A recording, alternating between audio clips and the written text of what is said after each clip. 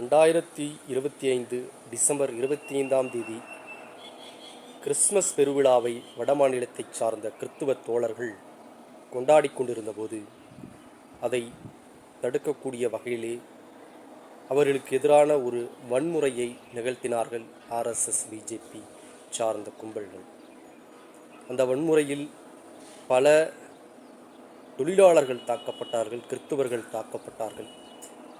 இதை யாரும் கண்டித்து அறிக்கை விடாமல், இதை யாரும் எதிர்க்காமல் இருந்த சூழலில் 2026 புத்தாண்டை எல்லோரும் கொண்டாடி கொண்டிருந்த போது சென்னையிலே விடுதலை சிறுத்தைகள் கட்சியும் விடுதலை சிறுத்தைகள் கட்சியை சார்ந்த தோழர்களும் அவர்களை வழிநடத்த கொண்டிருக்கிற மகத்தான தலைவர் எழுச்சி தமிழர் அவர்களும் மக்களை அணிதிரட்டி அந்த சம்பவத்திற்கு எதிராக ஒரு மாபெரும் போராட்டத்தை நடத்தினார்.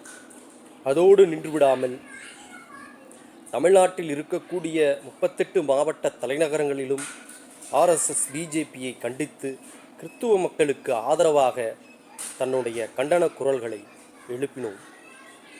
இப்படி ஒவ்வொரு முறையும் இந்தியாவில் சிறுபான்மை மக்கள் என்று சொல்லப்படக்கூடிய கிறித்துவர்கள் பாதிக்கப்பட்டாலும் இஸ்லாமியர்கள் பாதிக்கப்பட்டாலும் முதல் குரலாக இருப்பது எழுச்சி தமிழர் அண்ணன் தொல் திருமாவளவன் அவர்களுடைய குரலும், அந்த தலைவரை கரம் பற்றி பணியாற்றி கொண்டிருக்கிற விடுதலை சிறுத்தைகள் கட்சியும் விடுதலை சிறுத்தைகள் கட்சியும் தோழர்களும் தான் அதற்கு மிக முக்கிய காரணம் என்பதை நீங்கள் புரிந்து கொள்ள வேண்டும்.